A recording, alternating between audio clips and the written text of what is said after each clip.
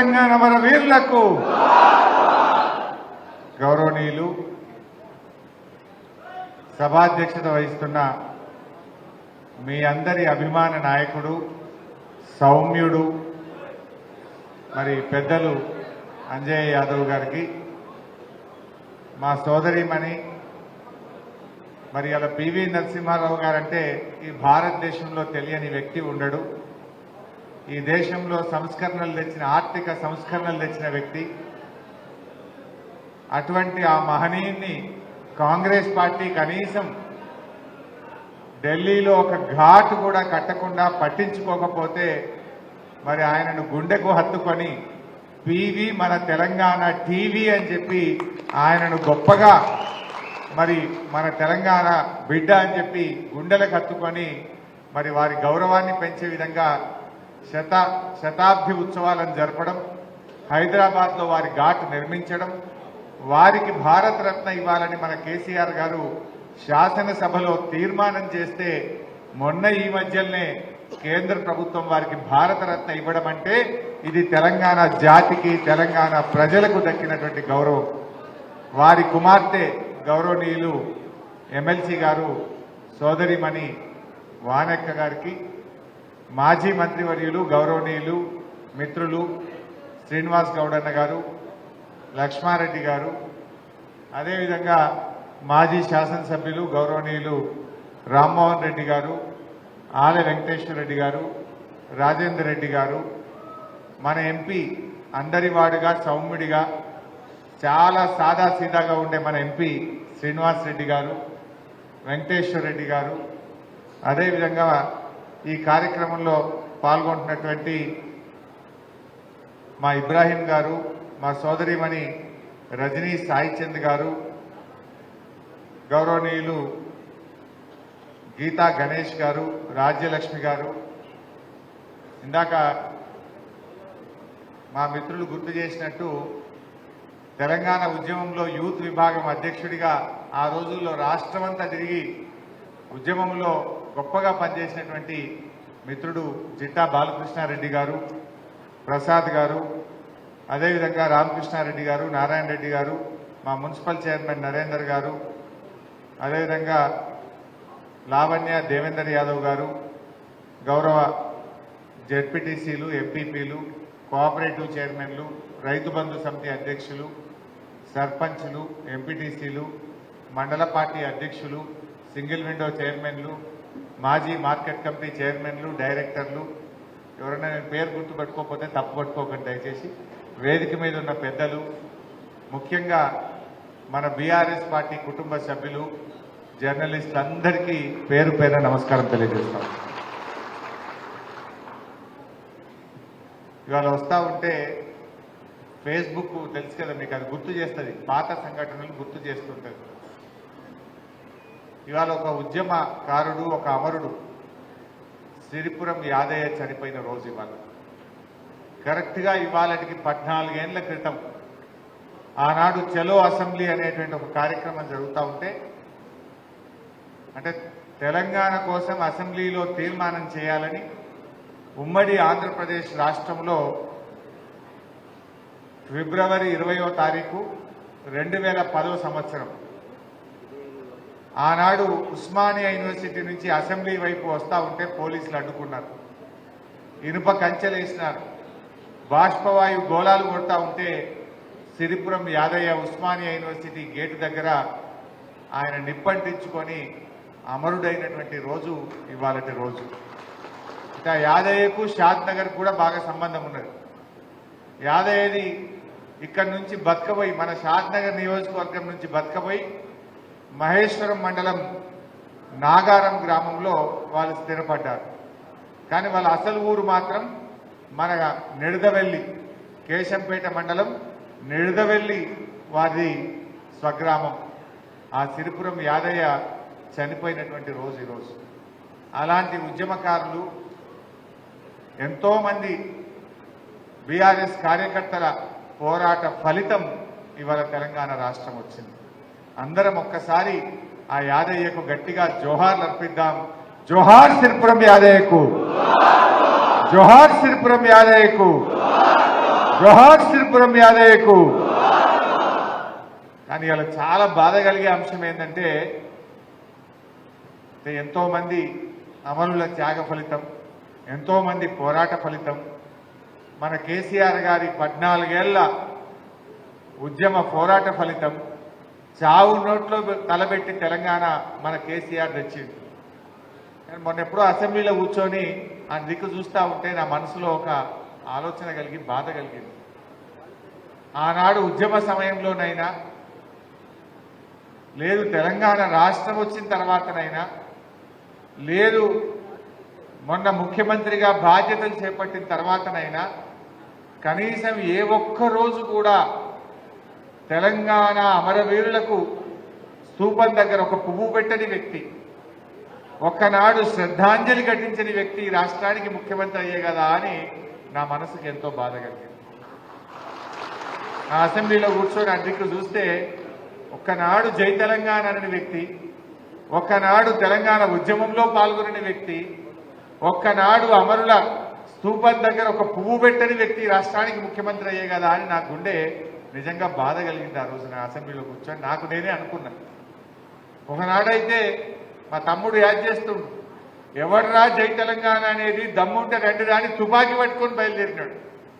అటువంటి వ్యక్తి రాష్ట్రానికి ముఖ్యమంత్రి అయ్యే కదా అని నేను ఎంతో నాకు నేను అసెంబ్లీలో కూర్చొని నా మనసులో కొద్దిగా బాధపడ్డటువంటి సందర్భం.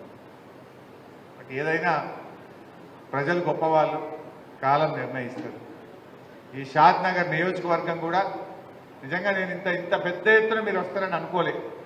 మా అంజన్న నువ్వు వస్తేనే మీటింగ్ పెడతా అన్నాడు, నువ్వు వస్తావా రావా అన్నాడు. ఇక మా పటేల్ చెప్పినాక రానా, తప్పకుండా వస్తా అని చెప్పిన. సో ఇంత పెద్ద ఎత్తున దాదాపు 2 అవుతున్నా ఒక్క కార్యకర్త కూడా కదలకుండా ఇంత పెద్ద ఎత్తున వచ్చినటువంటి మా షాద్ నగర్ ఉద్యమకారులకు, కార్యకర్తలకు మరొక్కసారి శిరస్సు వచ్చి నమస్కారం తెలియజేస్తా ఉన్నాను. నిజంగా షాద్ నగర్ నాకు బాగా సంబంధం. ఆనాడు ఉద్యమంలో చూసేవాడిని. తెలంగాణ ఉద్యమానికి శక్తినిచ్చిన నియోజకవర్గం, పోరాట స్ఫూర్తిని చూపిన నియోజకవర్గం ఈ షాద్ నగర్ నియోజకవర్గం. ఆ రోజుల్లో ఎప్పుడు హైదరాబాద్లో కార్యక్రమాలున్నా ఇక్కడ నుంచి ఎంతో మంది మరి అక్కడికి వచ్చి తెలంగాణ భవన్లో కానీ, జలదృశ్యంలో కానీ, ధర్నాలలో కానీ, పోరాటాల్లో కూడా గొప్ప స్ఫూర్తిని చూపినటువంటి కార్యకర్తలు ఈ షాద్ నగర్ నియోజకవర్గంలో ఉన్నారు. మరి మీరు వరుసగా 2 సార్లు మన అంజయ్య యాదవ్ గారిని అద్భుతంగా గెలిపించినటువంటి కార్యకర్తలు మా షాద్ నగర్ నియోజకవర్గంలో ఉన్నారు. సరే మొన్న కూడా దగ్గరికి వచ్చిపోయినాం కదా, అంతా కొడితే 7,000. చాలా కష్టపడ్డారు మీరు అందరూ. ఆ కాంగ్రెస్ పార్టీ చేసిన మోసపూరిత వాగ్దానాలు అయ్యో అరచేతుల వైకుంఠం చూపించిందిగా.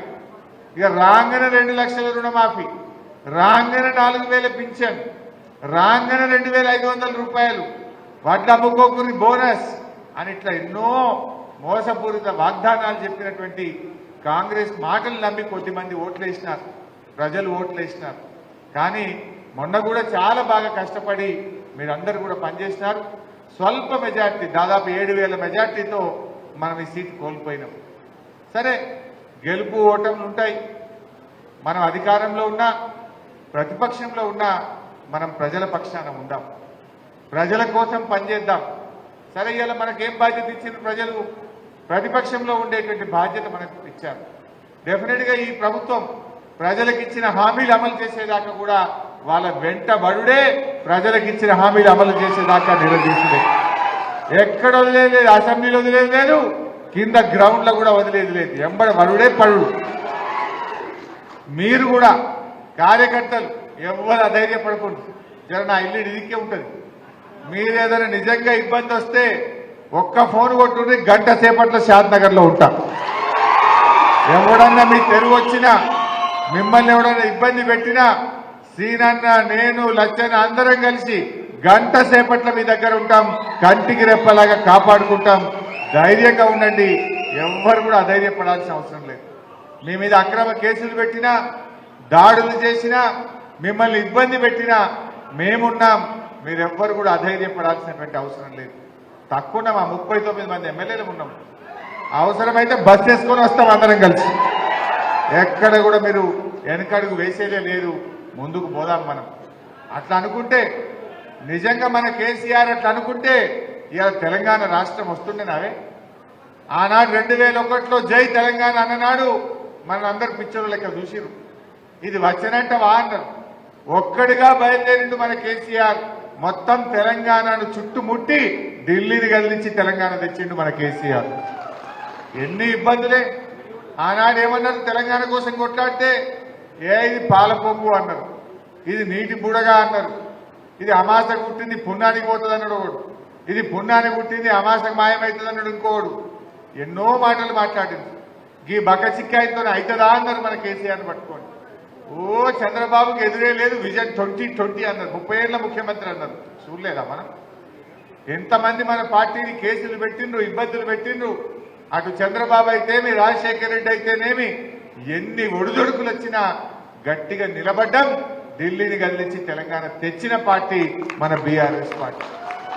చరిత్రలో ఉంటాం. ఎవరు తెచ్చిందా తెలంగాణ అంటే బీఆర్ఎస్ పార్టీ అంటారు, కేసీఆర్ అంటారు.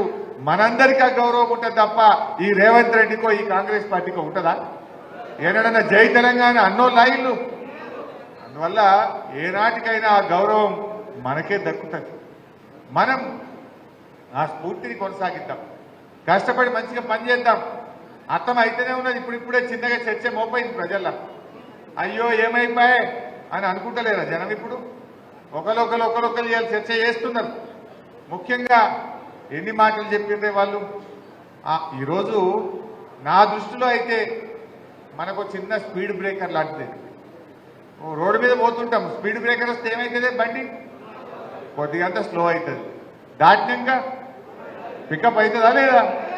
మనం కూడా గ్యారెంటీగా పికప్ అయ్యేది మనమే, మళ్ళీ రాష్ట్రంలో ప్రభుత్వంలోకి వచ్చేది కూడా మనమే. వాళ్ళ పరిస్థితి ఏందో మనం చూస్తారేమో. మొన్న అసెంబ్లీలో ఆగమాగం ఒక విషయం మీద ఒక ఐడియా లేదు. పోయిండ్రు ఢిల్లీలో ఆయనతో మన ప్రాజెక్టులన్నీ కృష్ణా రివర్ మేనేజ్మెంట్ బోర్డు అంటే ఢిల్లీకి అప్పచెప్తామని సంతకాలు పెట్టొచ్చింది. ఎవరైనా పెడతారే? 10 ఏళ్ళు మన బీఆర్ఎస్ గవర్నమెంట్ ఉంటే మనం ప్రాజెక్టులు ఢిల్లీకి అప్పచెప్పలేదు. కానీ వీళ్ళు 2 నెలలు కాలే ఆయనతో పోయిండ్రు, సంతకాలు పెట్టిండ్రు, ఢిల్లీకి అప్పచెప్పచ్చిండ్రు. అంటే మనం అడక తినే పరిస్థితి తెచ్చింది. ఇలా మళ్ళా బీఆర్ఎస్ పార్టీ ఉద్యమ పార్టీ లేచి నువ్వు గట్టెట్లు అప్పచెప్తావు, నీ సంగతి ఏందని గల్లా పట్టుకొని గట్టిగా అడిగితే అబ్బా మేమే బబ్బెబ్బే అన్నాడు. మళ్ళీ ఏం చేసిర్రు? ఇక మేము ఇయ్యమని అసెంబ్లీలో తీర్మానం పెట్టింది. ఎందుకు పెట్టింది తీర్మానం?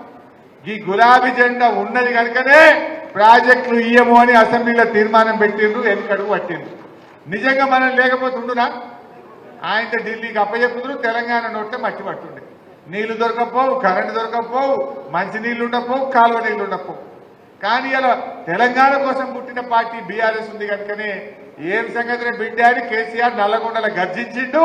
మనం అసెంబ్లీలో గట్టికి కొట్లాంటే దెబ్బకు మనం తోక ముడిచింది. ఇది ఇందుకోసం మన కేసీఆర్ ఉండాలి, ఇందుకోసం మన గులాబీ జెండా ఉండాలి. తెలంగాణ ప్రయోజనాల విషయంలో, తెలంగాణ హక్కుల విషయంలో ఏనాటికైనా ఈ గులాబీ జెండాకు ఉన్నటువంటి ప్రేమ ఈ కాంగ్రెస్ అనుకుంటది, ఈ బీజేపీ అనుకుంటది. వానికి రాజకీయాలంటే వాళ్ళ అధికారం కోసం ఆడతారు. వాళ్ళకి రాజకీయాలు ఒక గేమ్ లాగా ఉంటాయి వాళ్ళకి.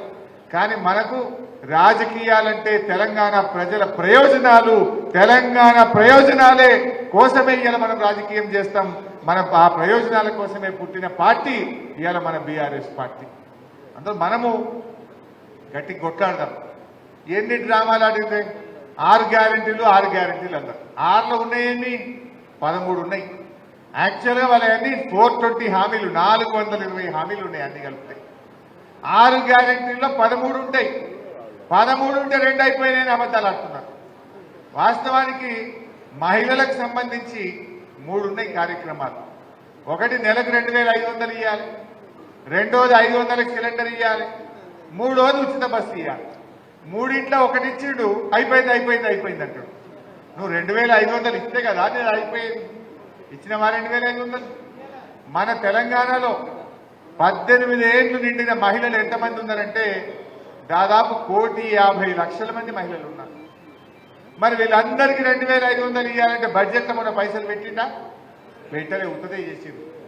అంటే రేపు దాంట్లో ఎట్లా కోతలు పెట్టాలి, ఎట్లా ఎగబెట్టాలని వంటలు వండే పరిస్థితిలో ఉన్నారు. ఊకుంటామా మనం? రేపు గ్యారెంటీగా ప్రతి 18 ఏళ్ళు నిండిన వాళ్ళకి ఇయ్యాల్సిందే అని ఈ కాంగ్రెస్ ఎమ్మెల్యేలను గల్లీలో పట్టుకుంటాం, మన ప్రభుత్వాన్ని అసెంబ్లీలో పట్టుకుంటాం. ఇడిస్తామా మనం? ఎందుకంటే మీరు ఆలోచించండి, వాళ్ళు బాండ్ పేపర్లు పంచారు, నోటరీలు చేసి పంచలే, నమ్మరు, ప్రజలు నమ్మటట్టు లేరని బాండ్ పేపర్లు తీసుకుపోయి ఇంటింటికి ఇచ్చి, ఇగో మేము గెలిస్తే బాండ్ పేపర్ ఇస్తున్నాం, 2500 ఇస్తాం, 2 లక్షల మాఫీ చేస్తాం. చేసిండ్రా? బాండ్ పేపర్లు వంచిండ్రు, ప్రజల్ని మోసం చేసిండ్రు. ఈ కాంగ్రెస్ పార్టీ హిమాచల్ ప్రదేశ్ రాష్ట్రంలో 10 గ్యారెంటీలని అక్కడ మోసం చేసింది, కర్ణాటకలో 5 గ్యారెంటీలని మోసం చేసింది, తెలంగాణకు వచ్చి 6 గ్యారెంటీలని ఇక్కడ మోసం చేసింది. మీ ఓట్లేసిన ప్రజలకు ఇలా మోసం చేస్తున్నటువంటి పార్టీ ఇలా కాంగ్రెస్ పార్టీ. మనందరం రైతు బిడ్డలవి. ఇలా రైతులకు ఎన్ని విషయాలు చెప్పిందే. ఎవరైనా అప్పు తెచ్చుకోకపోతే జల్దీ పోయి తెచ్చుకోరు, బ్యాంకుల 9 తారీఖు నాడు మొదటి సంతకమే రుణమాఫీ అన్నారు. ఆయన మాత్రం ఓపిక లేదా, 9 తారీఖు ప్రమాణం చేస్తా అని చెప్పినప్పుడు 7 తారీఖే చేసిండు, 2 రోజులు ముంగట చేసిండు. అంటే ప్రమాణ స్వీకారానికి మాత్రం తొందరపడ్డాడు, గ్యారెంటీలు అమలు చేయమంటే మాత్రం ఆలస్యం చేస్తున్నాడు. కుర్చీ దక్కనీకేమో 2 రోజులు ముంగటికి వచ్చినావు, గ్యారెంటీలు అమలు చేయమంటే వెనకకు పోతున్నావు. ఇంత అర్థమైతలేదా మనకు? మరి 7వ 9 తారీఖు, డిసెంబర్ 9, జనవరి 9, ఫిబ్రవరి 9, మార్చి రానే బట్టి మరి 2 లక్షల రుణమాఫీ ఆడవా? ఇంకేమన్నారు రైతులకు? ఆ రోజు నేను రైతు బంధు డబ్బులు వచ్చినాయి, ఎల్లుండి పొద్దుగాల పైసలు పడతాయి, సోమవారం అనగానే ఎలక్షన్ కమిషన్ కు కంప్లైంట్ చేసింది. ఇప్పుడు పైసలు వేయొద్దని ఎలక్షన్ కమిషన్ కు ఫిర్యాదు చేసింది. అంతేకాదు, ఇప్పుడు వస్తే 10,000, మేము వస్తే 15,000 పడతాయి అన్నాడు. అనలేదా? 9 తారీఖు దాటితే 15,000 పడతాయి అన్నాడు. మరి ఇప్పుడు 15,000 10,000 కొండ 4 మంది వేస్తే ఉన్న 4 పోయిందట. 15 మళ్ళీ 10 పడ్డాయా? మరి ఇప్పటికి 3 ఎకరాలను కూడా పడకపోయా. ఎప్పుడన్నా కేసీఆర్ ఉన్నప్పుడు ఇట్లా అయిందా? నేను మీకు చిన్న నా అనుభవం చెప్తా. ఒకసారి కరోనా వచ్చింది, మనందరికి తెలుసు, 2 ఏళ్ళు వరుసగా. అది ఎండాకాలం వచ్చింది కరోనా అయిపోయింది, జరంత తగ్గుముఖం పట్టింది. కేసీఆర్ గారు వ్యవసాయ శాఖ మన నిరంజన్ రెడ్డి గారిని, అధికారులను, మా ఆర్థిక శాఖ అధికారులు అందరినీ మీటింగ్కి పిలిచింది. పోయినాం.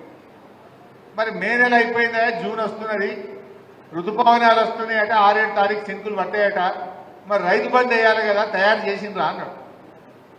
అంటే వాళ్ళందరూ లేచి ఆఫీసర్లు, ఎక్కడ సార్ కరోనా వచ్చే 45 రోజులు లాక్డౌన్ అయినా, ₹1 ఆమ్దాన్ లేదు, ఖజానాలో పైసలు లేవు సార్ అన్నాడు.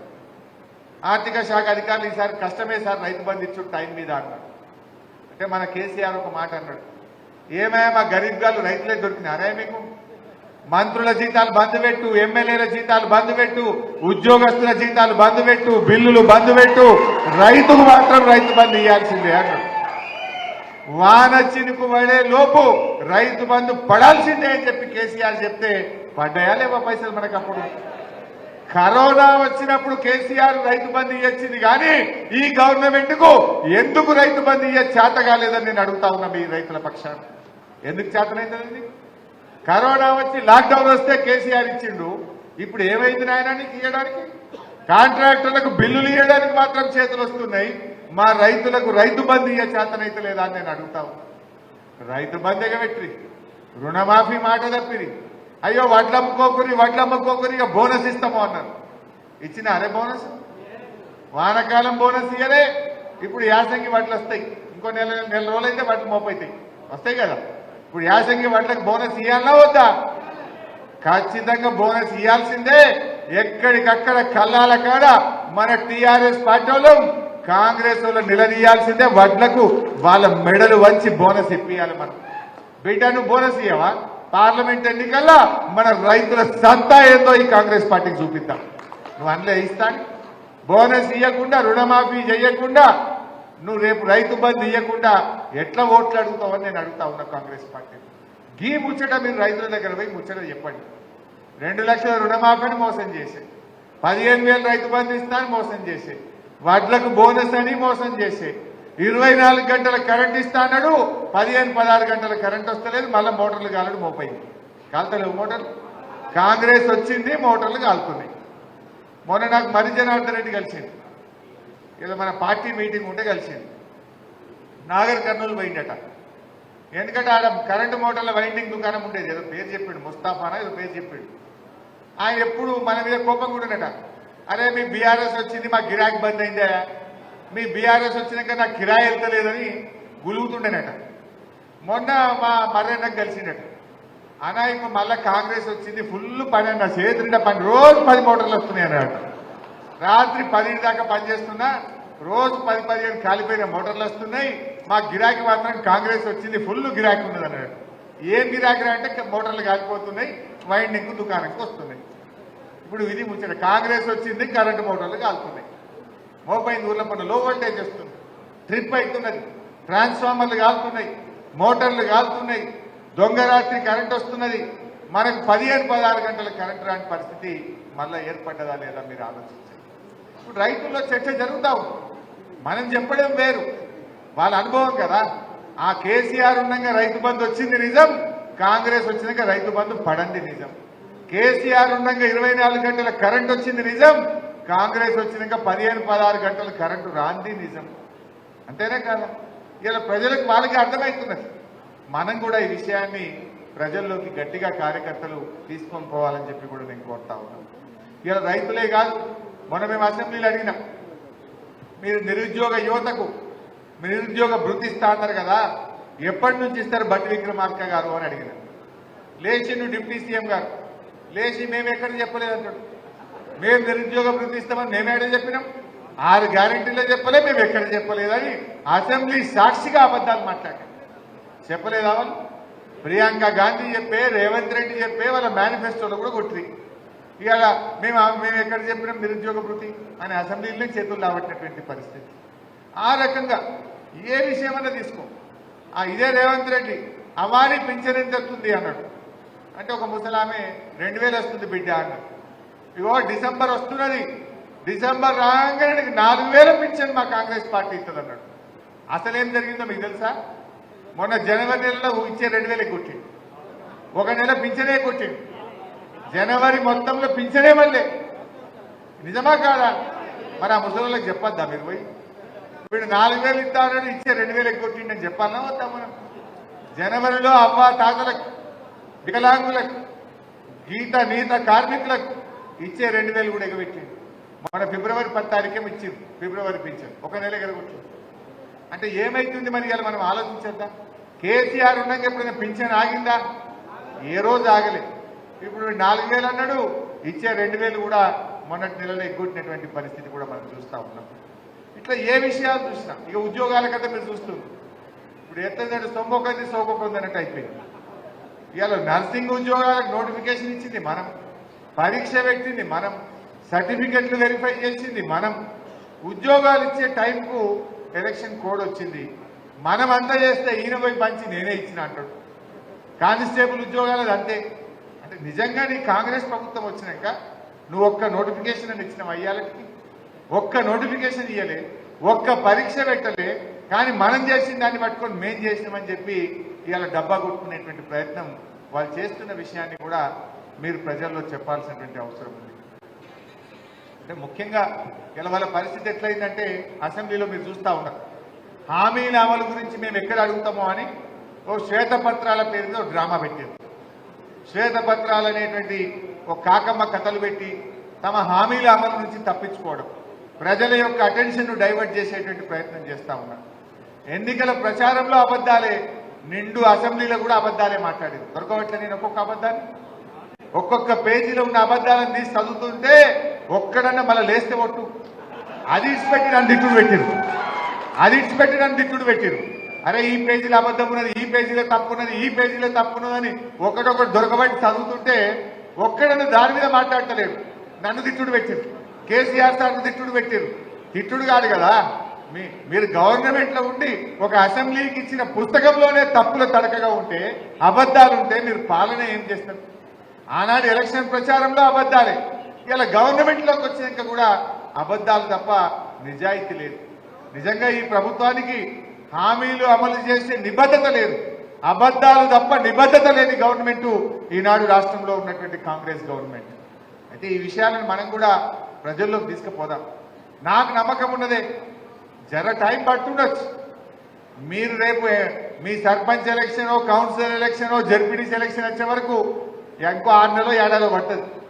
అప్పటికైతే మిమ్మల్ని దొరకబట్టి ఏడున్నర టీఆర్ఎస్ అని చెప్పి జనం వరుస పెట్టి మిమ్మల్ని గెలిపించేటువంటి పరిస్థితి ఉంటుంది. జర చూస్తున్నారు పబ్లిక్ 3 నెలలు అయింది కదా, ఇంకేమైనా చేయకపోతాడా, ఏమన్నా కాకపోద్దా అన్నట్టున్నది. చర్చ స్టార్ట్ అయింది, అయ్యో పడకపోయా అని కడుపులు అనుకుంటుంది, కానీ ఇంకా షురు కాలే. జర్ర ఒక 6 నెలలు ఏడాది అయితేనా బీఆర్ఎస్ వాళ్ళు అంటే ఏందో అన్ని అర్థమైతాయి. నిజంగా ఇందాక అంజనే చెప్పిండు, మా ఒక మిత్రుడు మాట్లాడుతూ పంచాయత్ సెక్రటరీ ట్రాన్స్ఫర్ చేయలేన్నాడు మా రెడ్డి సాబ్. నిజమే, మనం ఏమైందంటే మన కేసీఆర్ అన్ని రూల్ అన్నాడు, అంత పద్ధతి అన్నాడు. ఇప్పుడు ఇప్పుడు మేము నేర్చుకోవాల్సి వస్తుంది. వానికి రూల్ లేదు, ఏం లేదు, అంత బుల్డోసే ఎటువంటి అంటే వాళ్ళు ఇవాళ మన కార్యకర్తలను ఇబ్బంది పెట్టడం, మన సర్పంచులను ఇబ్బంది పెట్టడం, మన నాయకులను ఇబ్బంది పెట్టేటువంటి ప్రయత్నం చేస్తున్నాం. కానీ మనం ఎన్నడూ ఆ పని చేయాలి, తెలంగాణలో బాగు చేయాలని ఆలోచన చేసింది కేసీఆర్. మనం ఎక్కినాడు ఏందే పరిస్థితి, అసలు 5-6 గంటల కరెంటు రైతులకు రాకపోవు, ఈ మహబూబ్ నగర్ జిల్లాలో తాగడానికి మంచినీళ్లు దొరకకపోవు. ఇటువంటి తెలంగాణను కేసీఆర్ 24 గంటల కరెంట్ ఇచ్చి, ఇంటింటికి మంచినీళ్లు ఇచ్చి, ఎన్నికల్లో హామీ ఇవ్వకపోయినా రైతు బంధు, రైతు బీమా లాంటి పథకం తెచ్చి, ఓట్ల ముందు చెప్పకపోయినా కళ్యాణ లక్ష్మి లాంటి పథకం తెచ్చి ఇవాళ ప్రజలకు ఏం కావాలో చేసే ప్రయత్నం చేసినాం. ఎలక్షన్ మేనిఫెస్టోలో ఉందా కళ్యాణ లక్ష్మి? లేకుండా చేసినాం. రైతు బంధు ఇస్తామని ఓట్ల ముందు చెప్పినామా? చెప్పకుండా మనం రైతు బంధు, రైతు బీమా లాంటి పథకాలు తెచ్చినాం. కానీ మనమేమో చెప్పని చేసినాం, వాడేమో చెప్పింది చేయని పరిస్థితి ఇవాళ ఈ రాష్ట్రంలో మనం చూస్తూ ఉన్నాం.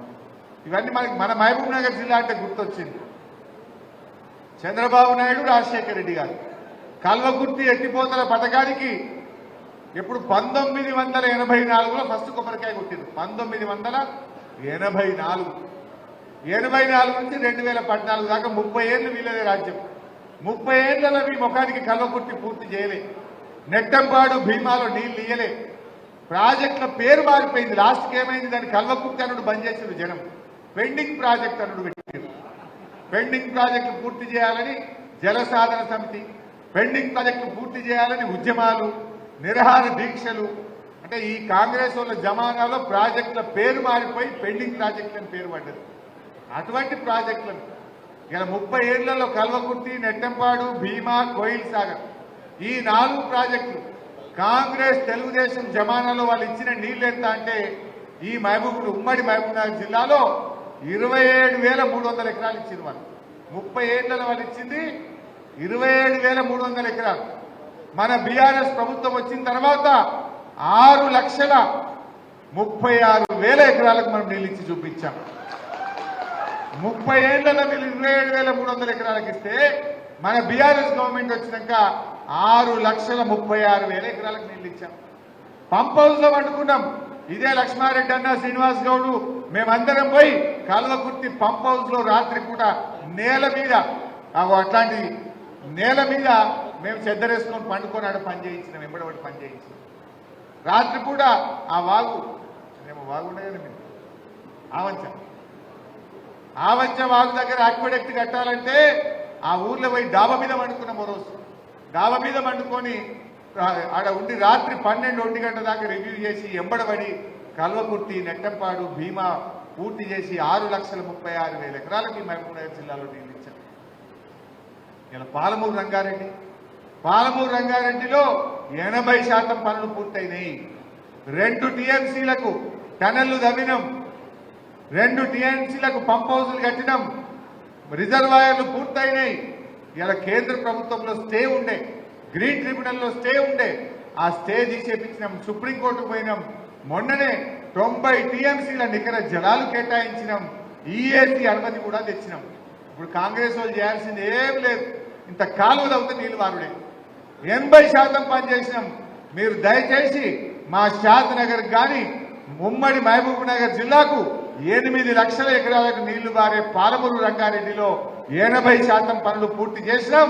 మీరు కాలువలు తవ్వండి, ఏడాది లోపల నీళ్లు తీసుకురావాలని చెప్పి కూడా నేను ఈ సందర్భంగా డిమాండ్ చేస్తాను. నిజానికి ఇదే కాంగ్రెస్ వాళ్ళు కేసులు వేసింది.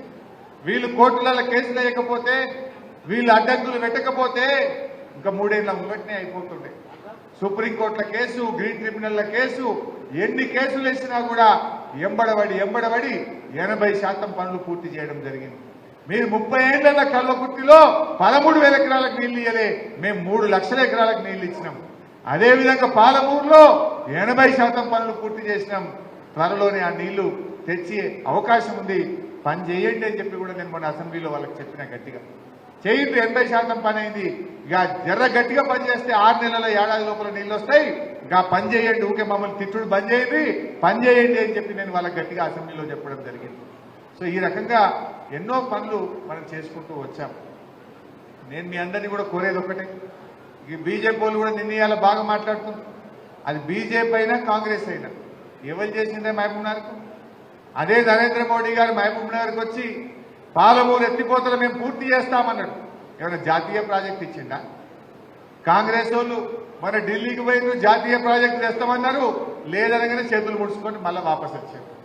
ఇవాళ నిజంగా మహబూబ్ నగర్ జిల్లాలో ఇలా మెడికల్ కాలేజ్ మహబూబ్ నగర్లో వచ్చిందంటే, నాగర్ కర్నూలులో మెడికల్ కాలేజ్ వచ్చిందంటే, వనపర్తిలో మెడికల్ కాలేజ్ వచ్చిందంటే, ఇవాళ గద్వాల, నారాయణపేటలో మెడికల్ కాలేజీలు వస్తున్నాయంటే ఇవాళ మన బీఆర్ఎస్ పార్టీ వచ్చినాకనే ఇవాళ వస్తున్నటువంటి పరిస్థితి. మనం వచ్చినాకనే ఇవాళ ఒకటొకటిగా డెవలప్ అయింది. మన షాద్ నగర్కు 100 పడకల ఆసుపత్రి ఇచ్చుకున్నాం, జడ్చర్లకు 100 పడకల ఆసుపత్రి ప్రారంభించుకున్నాం.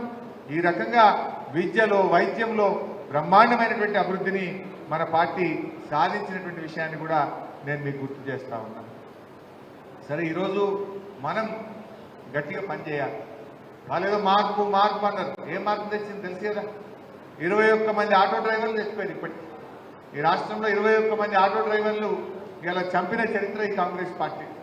ఇలా వాళ్ళని పట్టించుకోండియా, ఆటో డ్రైవర్లకు నెలకు 10,000 ఇయ్యండి, వాళ్ళని కాపాడుందంటే ఈ ప్రభుత్వానికి చీమగుట్టినటువంటి పరిస్థితి లేదు. మార్పు అన్నారు, 24 గంటల కరెంటు పోయింది, 15 గంటలకు వచ్చింది. మార్పు అన్నారు, జనవరి నెల పింఛనే ఎగ్గొట్టిండ్రు, 4,000 పోయింది, ఉన్న పింఛన్ ఎగ్గొట్టినటువంటి మార్పు వచ్చింది. ఇలా మార్పు అన్నారు, పడే రైతు బంధు పడకుండా చేసింది. ఇదేనా మార్పు అంటే?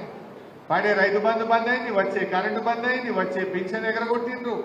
ఇంత ఆటో డ్రైవర్లను రోడ్డు మీదకి తెస్తుంది, 21 మందిని చంపుతారు. ఇప్పటికి వాళ్ళని కాపాడుతున్నాయా అంటే సీమగుట్టినట్టు కూడా లేకపోయాయి. సో ఈ రకంగా వాళ్ళు పనిచేస్తూ ఉంటారు. రేవంత్ రెడ్డి గారు ఎంతసేపు మీరు చూస్తున్నారు, అసెంబ్లీలో కూడా నేను అదే చెప్పిన మొన్న రోజు. అరే ఊరికే వ్యంగ్యం బంద్ చేయవా, బూతులు బంద్ చేయవా, రైతుల మీద ప్రేమ చూపి అని చెప్పిన. రేవంత్ రెడ్డి గారికి బూతులు తప్ప రైతుల మీద ప్రేమ లేదని, రైతుల గురించి ఆయన ఆలోచించినటువంటి పరిస్థితి లేదు. ఇవన్నీ కూడా ప్రజలు కూడా గమనిస్తూ ఉన్నారు. మనం కూడా ఈ విషయాన్ని కార్యకర్తలుగా ప్రజల్లోకి తీసుకుపోవాలి. పార్లమెంట్ ఎన్నికలు కూడా మనకు చాలా ముఖ్యం. దయచేసి ఈ పార్లమెంట్ ఎన్నికల్లో కూడా మీరు కొంచెం కష్టపడి పనిచేయండి. ఇది మన అందరి భవిష్యత్తు. మనకి ఎమ్మెల్యే గారు లేకపోయారు, ఒక ఎంపీ ఉన్నాడనుకో, ఏదైనా ఎంఆర్ఓ దగ్గరనో, ఓ సిఐ దగ్గరనో ఒక ఆఫీసర్ని పిలిచి మాట్లాడాలంటే మనకు ప్రోటోకాల్ ఉంటుందా ఉండదా? రేపు ధైర్యం ఉంటుందా ఉండదా? మనకు ఏదైనా ఆపద పడితే మన ఎంపీ సాబ్ వచ్చి కూర్చోడా మన దగ్గర? అందువల్ల జరిగింది, కానీ అందరం కూడా కష్టపడాలి. ఎట్టి పరిస్థితుల్లో మహబూబ్ నగర్లో గులాబీ జెండా ఎగిరేయాల్సిందే. దానికి అందరూ కార్యకర్తలు సిద్ధం కాదు. ప్రజలకు కూడా చెప్పాలి ఇంకో మాట. ఇప్పుడు కాంగ్రెస్ ఏమైనా ఢిల్లీలో గెలిచినట్టున్నదే. మొన్నోసారి ఆమె చెప్పింది మమతా బెనర్జీ గారు. ఏం చెప్పింది మమతా బెనర్జీ? మీ ముఖానికి 40 సీట్లు తెచ్చుకోండి భయ్యన్నది, 40 ఎంపీలు గెలిపించుకోండి భయ్యన్నది. అంటే ఈ రోజు కాంగ్రెస్ కి 57 ఎంపీలు ఉన్నాయి. 57 ఇప్పుడు ఉన్నాయి కాదు కదా, 40 కూడా రావు అన్నదాన్ని. మరి 40 ఎంపీలతో ఢిల్లీలో గవర్నమెంట్ వచ్చేది కదా? వస్తానే రాదు. మరి అటువంటి కాంగ్రెస్ కోటేస్తే ఏమొస్తుంది? ఇలా గల్లీలు ఎవడున్నా, ఢిల్లీలో ఎవడున్నా తెలంగాణ కోసం గొంతు విప్పేది, పోరాడేది మన బీఆర్ఎస్ ఎంపీలు మాత్రమే. బీఆర్ఎస్ ఎంపీలు ఉంటేనే రేపు ఢిల్లీలో కొట్లాడతారు, గల్లీలో కొట్లాడతారు. కాంగ్రెస్ మెడలు వంచి 6 గ్యారెంటీలు అమలు చేయించాలంటే, 2 లక్షల రుణమాఫీ జరగాలంటే మనము బీఆర్ఎస్ ఎంపీని గెలిపియాలి. రైతులకు చెప్పాలి మనం, వీడు 2 లక్షలు ఇస్తానని డిసెంబర్ 9 ఇయ్యలే, 15,000 ఇస్తానని ఇయ్యలే, బోనస్ ఇస్తానని ఇయ్యలేదు. మరి వీళ్ళు ఇయ్యాలంటే ఎంపీ ఓడగొట్టనే మనకి బుద్ధి వస్తుంది. ఎంపీ ఓడగొట్టనే కాంగ్రెస్ వాళ్ళు కళ్ళు తెరుస్తారు, మనకు 2 లక్షల రుణమాఫీ వస్తుంది. మహబూబ్ నగర్ ఎంపీ బీఆర్ఎస్ వాళ్ళు గెలిస్తేనే కాంగ్రెస్ వాళ్ళు కళ్ళు తెరుస్తారు. ఎందుకు? నీకు ఓటేసి నేను గెలిపించినాం, ఏం చేసినావు? మరి నీ మాట నిలబెట్టుకోలే కదా. అందుకోసం మనం గుణపాఠం చెప్పాలి. కాంగ్రెస్ ఓడించి బీఆర్ఎస్ ని గెలిపిస్తేనే మీకు 2 లక్షల రుణమాఫీ అవుతుంది, మీరు గెలిపిస్తేనే బోనస్ వస్తుంది అనే ముచ్చట మనం రైతులకు అర్థమయ్యేటట్టు చెప్పాలి. సంఘటితం కావాలి. ఏం అధైర్యపడకండి. ఖచ్చితంగా భవిష్యత్తు మనదే. ఇది నిజం, ఇది సత్యం. అలా అనుమానం కూడా అవసరం లేదు. ఖచ్చితంగా జరిగేది ఇదే. మనకు ఇంత పెద్ద బలగం ఉన్నది, ఇంత పెద్ద పని చేసిన వాళ్ళం, తెలంగాణ తెచ్చిన వాళ్ళం, మనం గెలవకపోవడమే. అందువల్ల మీరు కార్యకర్తలు ఎవరి ఊర్లో వాళ్ళు కొంచెం కష్టపడండి. ఇప్పుడు మాకు కూడా కొన్ని తెలిసి వచ్చినాయి. ఉన్న దాచుకునేది ఏమున్నది, అందరు చెప్పింది. ఏదైనా మేము కూడా కొన్ని తప్పులు అయినాయి, ఒప్పుకోవాల్సిందే. ఇంకా రైతు బంధు ఇచ్చేది ఉంటే మీ చేతులకి వెళ్ళి ఇచ్చేది ఉండే. 5 లక్షల రైతు బీమా చెక్ ఇస్తే నువ్వు తీసుకుపోయి ఇస్తే ఇలా మన పట్టాన బాగుంటుండే. మనము ఏ స్కీమ్ ఇచ్చినా, ఇంకా పింఛన్ ఇచ్చినా, రేషన్ కార్డు ఇచ్చినా, ఇంకా కేసీఆర్ కిట్ ఇచ్చినా మీ చేతులకి వెళ్ళి ఇప్పించేది ఉంటే ఇలా మనకు చాలా ఇంకా వజన్ పెరుగుతుండే. కొన్ని తెలిసొచ్చినాయి మాకు కూడా. జరా మీ గౌరవం పెంచుకునేది ఉండే. ఇంకా పంచాయత్ సెక్రటరీ, ఇంకా ఆఫీసర్లను కొంచెం గట్టిగా మా కార్యకర్తలకు విలువించేటట్టు మనం చేసుకునేది ఉండే. మనం ఎంతసేపు పని పని పని పని మీద పడ్డం తప్ప కొంత మన సంసారాన్ని జర కింది చేసుకున్నాం. ఇప్పుడు అర్థమైంది. తప్పకుండా భవిష్యత్తులో మీ గౌరవం పెంచుకునేటట్టు, కార్యకర్తల గౌరవం పెరిగే విధంగా భవిష్యత్తులో తప్పకుండా మేము కూడా అన్ని జాగ్రత్తలు తీసుకొని పనిచేస్తాం. ఏదైనా అనుభవం మీద నేను నేర్చుకుంటాం. 14 ఏళ్ళే ఉద్యమం వెనుక తిరిగినాం. ఉద్యమం అయిపోయి గవర్నమెంట్ వచ్చినాక నీళ్ళు ఎట్లా, కరెంట్ ఎట్లా, రైతు బంధు ఎట్లా అని దీని వెనుక పడ్డం తప్ప మన సంసారం మనం చూసుకోలే. సరే, మీకు జరంత కోపం వచ్చింది, కింది మీద అయింది, అర్థమైంది. ఇక జర ఆ కోపం వదిలేయింది, మనసులో ఉన్న బాధను తీసేయింది. కలిసి కొట్టాడదాం, మహబూబ్ నగర్ జిల్లా మీద గులాబీ జెండా ఎగరేసుకుందాం. జై తెలంగాణ, జై తెలంగాణ.